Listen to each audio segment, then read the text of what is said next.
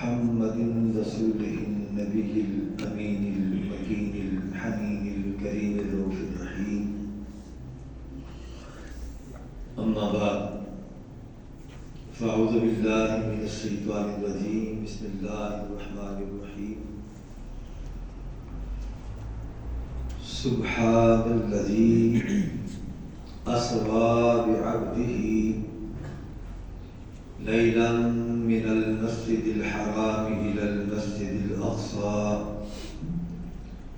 الذي باركنا حوله لنريه من آياتنا إنه هو السميع البصير. صدق الله مولانا العظيم وبلغنا رسوله النبي الكريم الأمين ونحن على ذلك لمن الشاهدين والشاكرين والحمد لله رب العالمين. إن الله وملائكته يصلون على النبي يا أيها الذين آمنوا صلوا عليه وسلموا تسليما. الصلاة والسلام عليك يا سيدي يا رسول الله وعلى آلك وأصحابك يا سيدي يا حبيب الله. الصلاة والسلام عليك يا سيدي يا رحمة للعالمين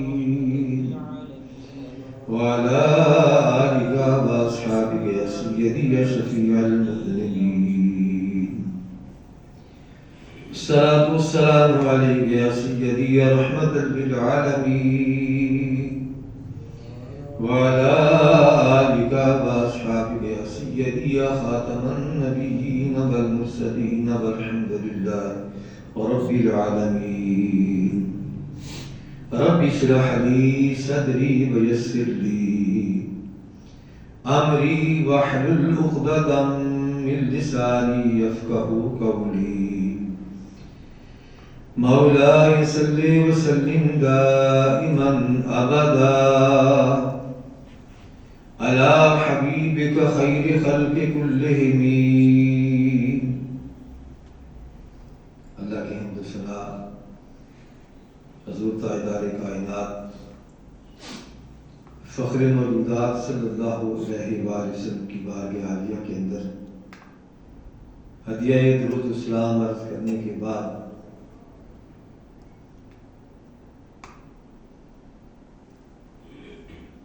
اختصاراً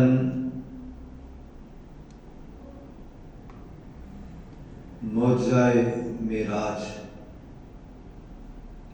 معراج النبی صلی اللہ علیہ وآلہ وسلم کے متعلق چند باتیں ایک نئے انداز میں انشاءاللہ عزیز ہم کرنے کی کوشش کریں گے. ٹائم ہمارے پاس 20-25 منٹ ہے.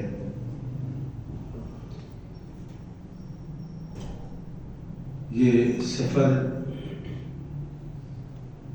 کتنا عظیم تھا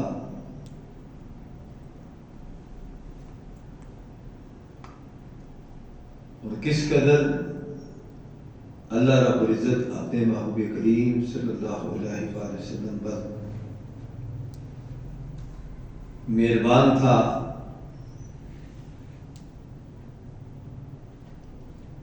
جتنے اعتراضات اس سفر پہ آنے تھے اللہ رب العزت نے لفظ سبحان کہہ کے ان سارے اعتراضات کو ختم فرما دیا.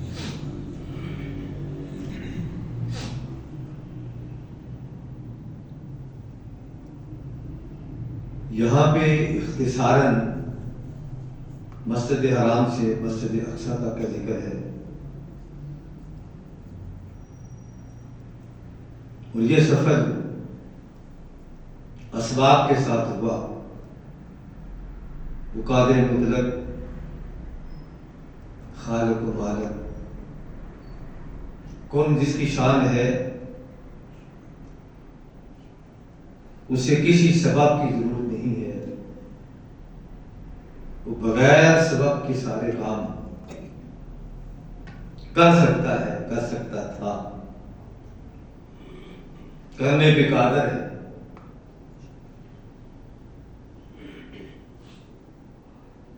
یہ سفر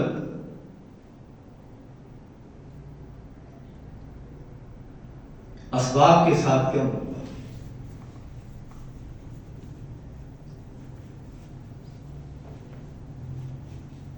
سدرۃ المنتہا سے آگے کا سفر جو ہے وہاں پہ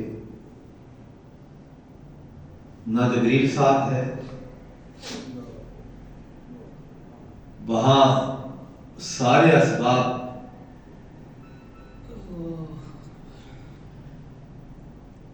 طلب ہو جاتے ہیں، بلکہ بیت المقدس کے بعد بیت المقدس سے ساتوں آسمانوں کی جو سیر ہے، آقا کریم صلی اللہ علیہ وآلہ وسلم کا وہاں پہ پہلے آسمان سے دوسرے آسمان تک، دوسرے سے تیسرے تک، تیسرے سے چوتھے، چوتھے سے پانچویں، پانچویں سے چھٹے، چھٹے سے ساتویں آسمان تک کا جو سفر ہے، اس میں کوئی سبب نظر نہیں آتا کہ کیسے گئے، کس پہ سوار ہو گئے، کیسے سفر ہوگا۔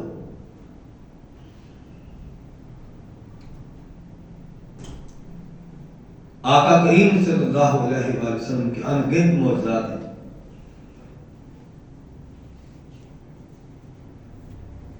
لیکن اس سفر کے لیے سواری کا بھیجنا، ساتھ جبریل امین کا بھیجنا، اس کے اندر حکمت خدا بندی تھی۔ اللہ رب العزت نے ایک اعزاز بخشنا تھا اپنے محبوب کو، بتانا یہ تھا پوری کائنات کو کہ میں نے اپنے محبوب کے سفر کے لیے، سفر بھی انوکھا تھا، سواری بھی ایسی تھی کہ کائنات میں ایسی سواری کا کوئی نعمت بدل نہیں، اور یہ سواری نہ اس سے پہلے کسی کے لیے آئی، نہ اس کے بعد قیامت تک کسی کے لیے آئی۔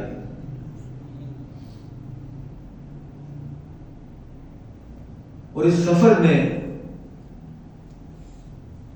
اس عظیم نمائندے کو اپنے محبوب کے ساتھ بھیجا جو نوریوں کا سردار ہے۔ یہ اعزاز مصطفیٰ تھا، عظمت مصطفیٰ بتانی تھی، شان مصطفیٰ بتانی تھی کہ میں خالق و مالک ہوں، علیم بذات الصدور ہوں، سینے کی باتوں کو جانتا ہوں، میری شان کن ہے۔ لیکن دیکھو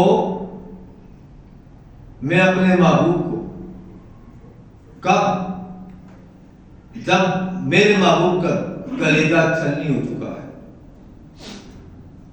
ہر طرف سے دکھ مل رہی ہے،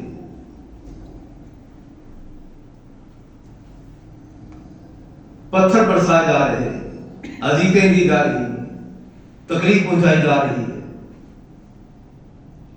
بظاہر کوئی دکھ کا مداوا کرنے والا نہیں، کوئی دکھ کو بانٹنے والا نہیں ہے۔ اپنا محبوب چچا، اپنی محبوبہ بیوی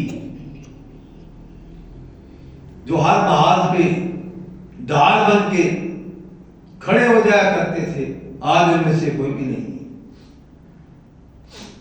اب آج اللہ کا محبوب تنہا ہے،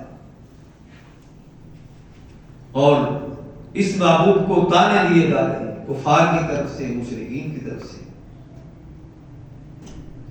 ان لمحات کے اندر اللہ کریم نے ایسی دلجوئی فرمائی، ایسا شرف عطا کیا، ایسی بلندی عطا کی، ایسا عظیم معجزہ عطا فرمایا کہ محبوب ایسا معجزہ نہ اس سے پہلے کسی کو عطا کیا، نہ اس کے بعد کسی کو عطا ہوگا۔ انوکھا انداز تھا۔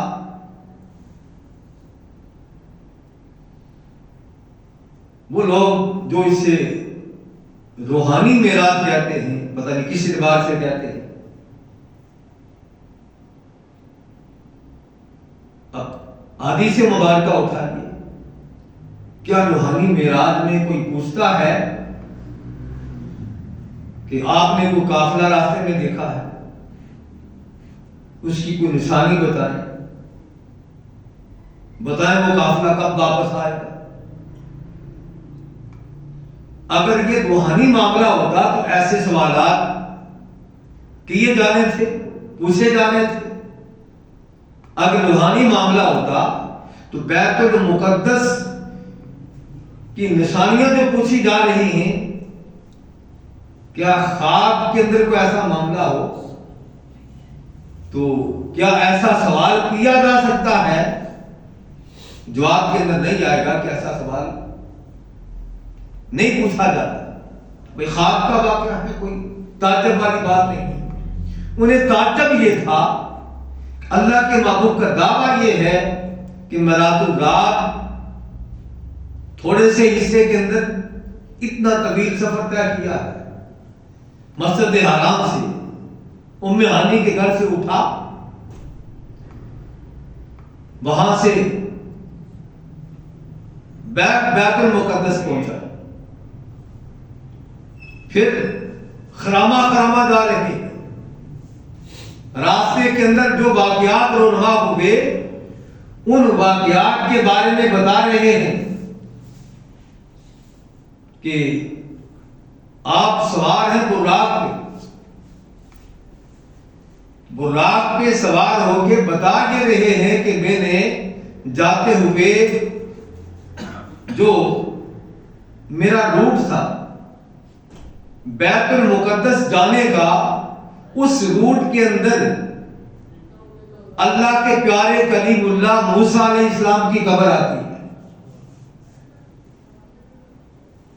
شاید کسی نے پوچھا ہو کہ موسیٰ علیہ السلام کی قبر راستے میں آتی ہے، تو پھر آپ نے کیا موسیٰ علیہ السلام کو وہاں دیکھا؟ قبر میں تھے یا نہیں تھے؟ اگلا سوال بھی کسی نے پوچھنا تھا کہ اگر قبر میں تھے تو پھر بیت المقدس میں آپ کے استقبال کے لیے وہاں کون آیا تھا؟ اگر بیت المقدس میں تھے تو پھر آسمان پہ جو موسیٰ علیہ السلام سے آپ کی ملاقات ہوئی تھی وہ کیا تھا؟ یہ سارے سوالات تھے، لیکن اللہ کا محبوب بتا رہا تھا کہ جب میرا گزر موسیٰ علیہ السلام کی قبر کے پاس سے ہوا، وَقَائِمٌ يُصَلِّي فِي قَبْرِهِ، وہ قبر میں کھڑے ہو کے صلاۃ پڑھ رہے تھے، کھڑے ہو کے صلاۃ پڑھ رہے تھے۔ بعد میں اسے نماز لکھا ہے۔ مرنے کے بعد نماز والے احکام فرض نہیں ہوتے، اور پھر پتہ یہ ہو کہ شاہی مہمان آ رہا ہے، ایسا مہمان آ رہا ہے کہ آج اس کی قدر نہ کی، اس کا استقبال نہ کیا، اس کی ادب کے اندر کھڑے نہ ہوئے، اللہ سب کچھ سلب کر دے گا۔ ایسا مہمان نہ اس سے پہلے آیا نہ اس کے بعد قیامت تک آئے گا۔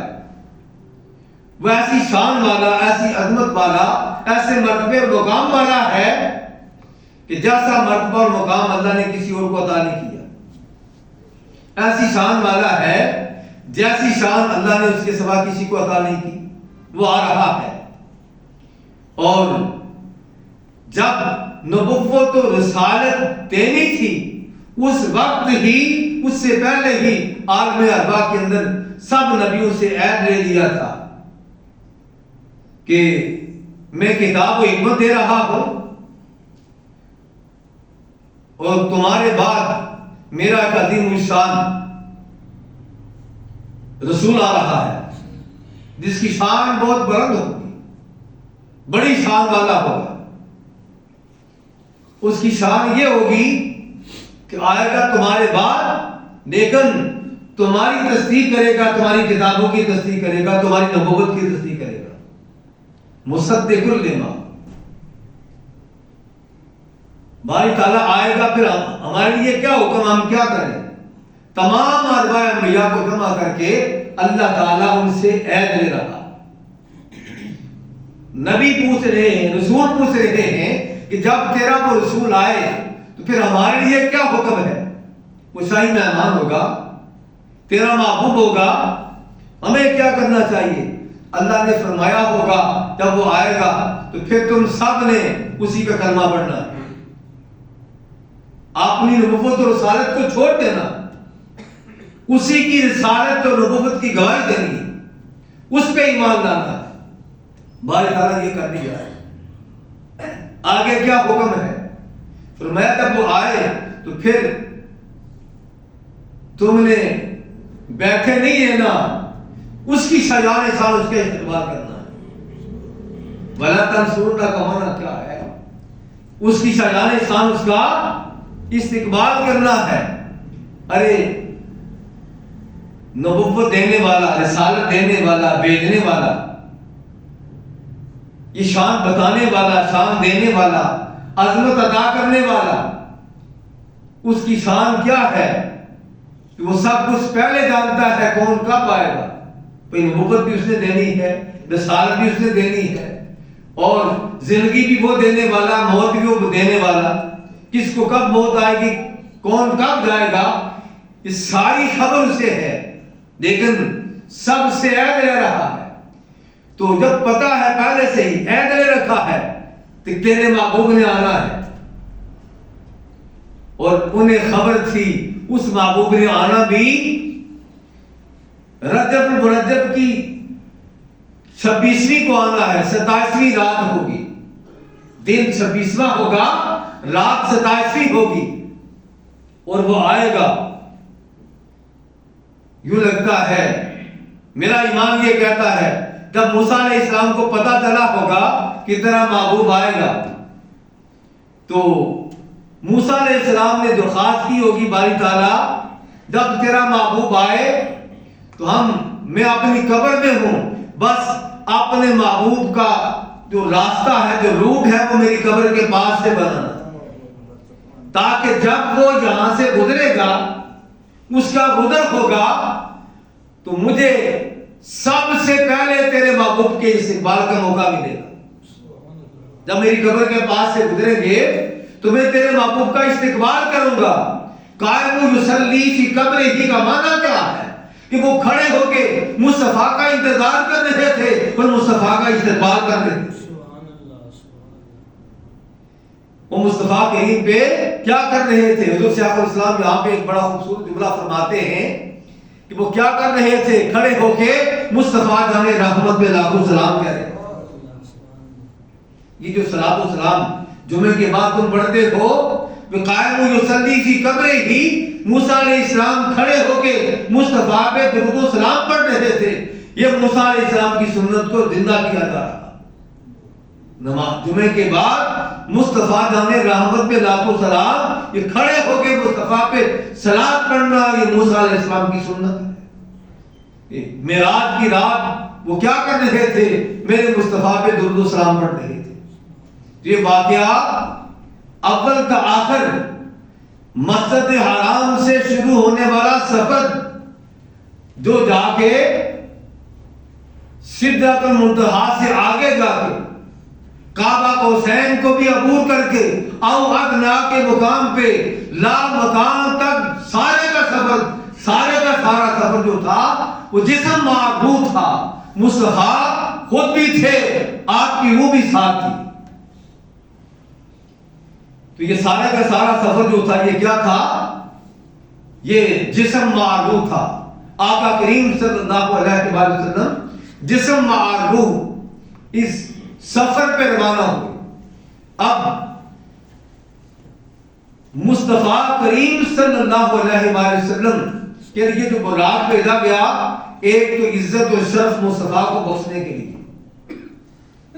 لوگوں کو بتانے کے لیے کہ کتنا عظیم و شان رسول ہے، کہ اللہ نے اپنے محبوب کو معراج کے لیے بلایا، بلانے سے پہلے کیا کیا؟ سواری کا بھی اہتمام کیا، ساتھ نمائندہ بھی بھیجا، تاکہ پتہ چل جائے کہ وہ ایسا اللہ کا معبود ہے، ایسی شان والا، ایسی عظمت والا ہے کہ سفر پہ بلایا جا رہا ہے، اپنی ملاقات کے لیے مصطفیٰ کو بلایا جا رہا ہے، اور ساتھ نمائندہ بھیج کے اور سب سے اعلیٰ سواری مصطفیٰ کے لیے بھیج کے مصطفیٰ کو بلایا جا رہا ہے۔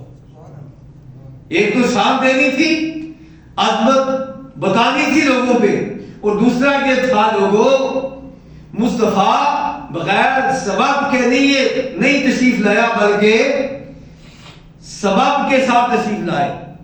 سبب کیا تھا؟ سواری پہ سوار ہو کے آئے، اور بتایا یہ جو ہم بیمار ہوتے ہیں، بیماری کے لیے ڈاکٹر کے پاس جاتے ہیں، کوئی ڈاکٹر نہ شفا ہے نہ اسے شفا دینی ہے، ڈاکٹر کے سبب ہے، شفا دینے والی اللہ کی ذات شفا کو دیتا ہے۔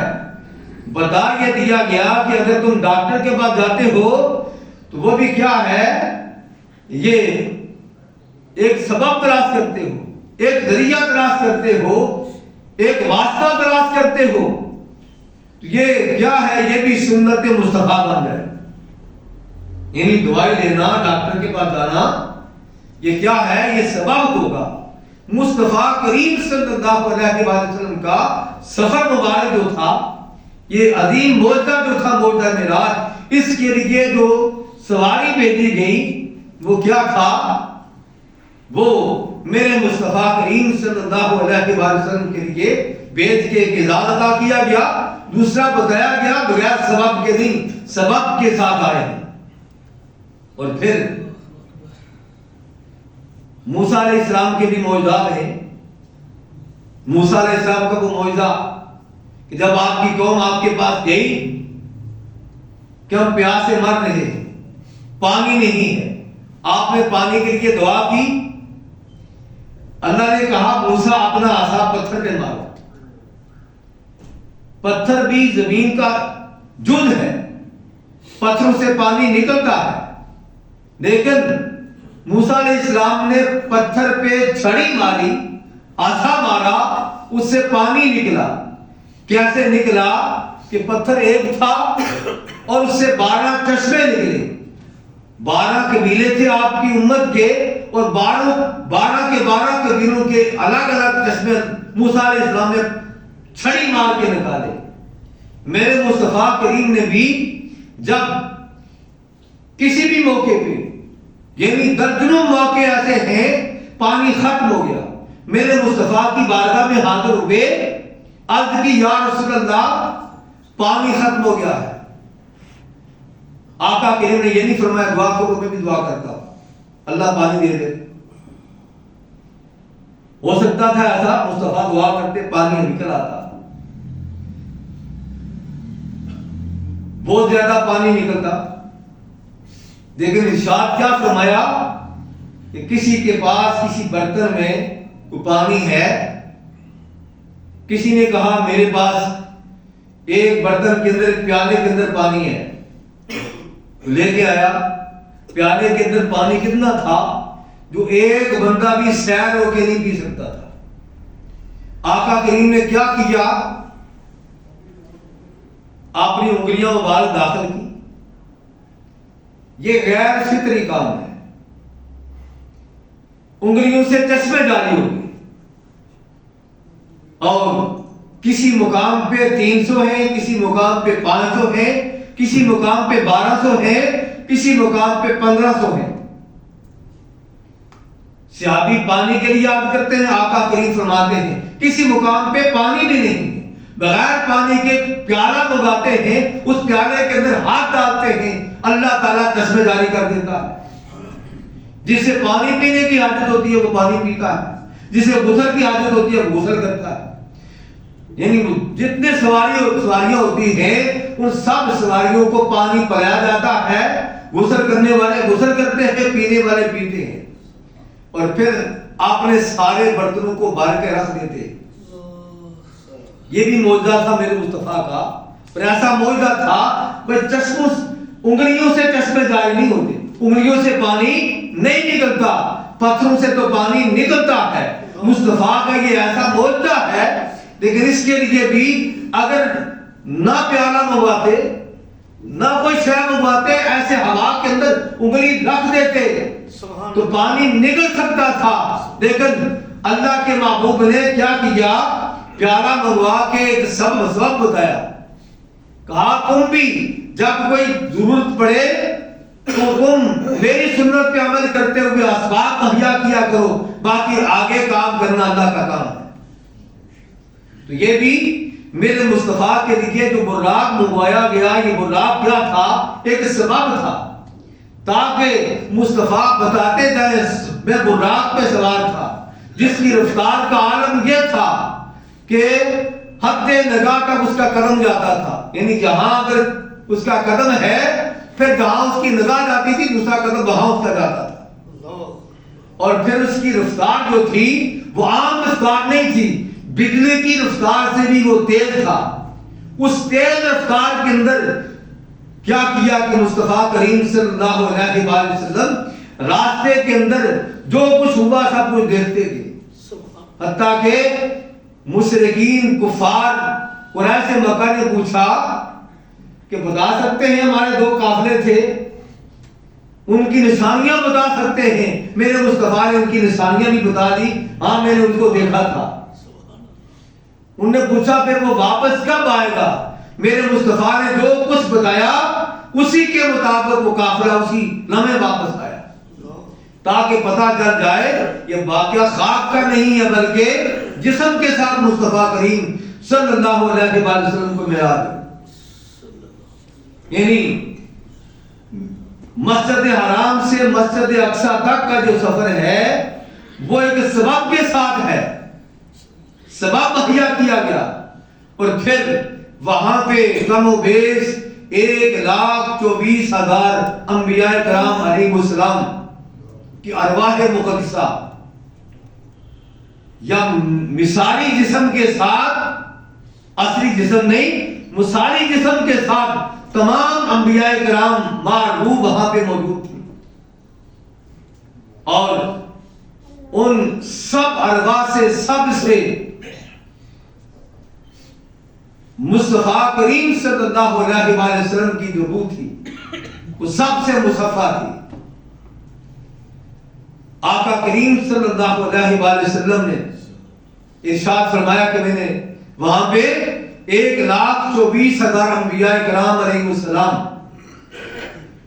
انہیں ان کی امامت کروائی، اس کے بعد آگے کوئی نہیں بتا سکتا کہ جب وہاں سے روانہ ہوئے تو پھر براق بھی نیچے ہے، وہ سواری نیچے رہ جاتی ہے، وہ اللہ رب العزت وہاں سے مصطفیٰ کریم صلی اللہ علیہ وآلہ وسلم کو آگے لے گیا۔ کوئی نہیں بتا سکتا، کوئی یہ کہے کہ نہیں براق ساتھ تھا پھر براق کو چھوڑا کہاں، کوئی یہ کہے مصطفیٰ کریم صلی اللہ علیہ وآلہ وسلم کا سفر جو بیت المقدس تک تھا، مسجد حرام سے بیت المقدس تک تھا، وہ تو جسمانی تھا، آگے روحانی تھا۔ وہ یہ بتائے کہ اگر وہ جسمانی تھا اور آگے کا سفر روحانی تھا تو پھر جسم کہاں رہا اور روح کیسے پھر آگے چلے گی؟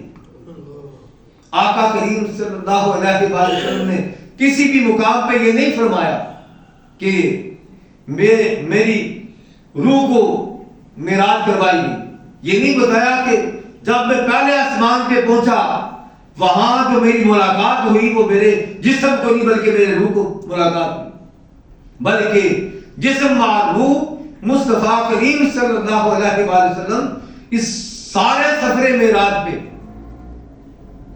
نہ جسم روح سے جدا ہوا نہ روح جسم سے جدا ہوئی، پورے سفر کے اندر مصطفیٰ کریم صلی اللہ علیہ وآلہ وسلم جسم و روح اس سفر پہ گئے اور پورا سفر فرمایا۔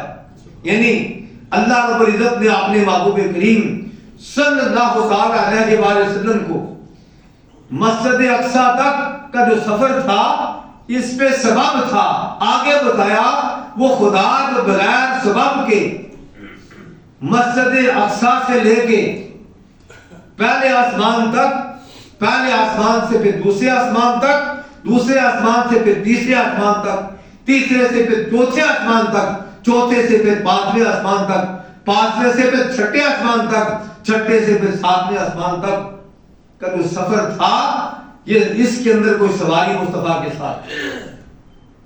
इतना पता जरूर है कि इस सफर के अंदर अव्वल से आखिर सिदरतुल मुंतहा तक जिब्रील अमीन साथ रहे। सिदरतुल मुंतहा क्योंकि जिब्रील की वहां पे हाथ थी, वहां तक जिब्रील इस सफर के अंदर साथ रहे। साथ रखना भी मुस्तफा करीम की अजमत के लिए था, शान के लिए था। बताना यह था कि शाही मेहमान कितना इज्जत वाला, शरफ वाला, अजमत वाला, किस इराद के साथ इन्हें सफर में रात पे ले जाया गया।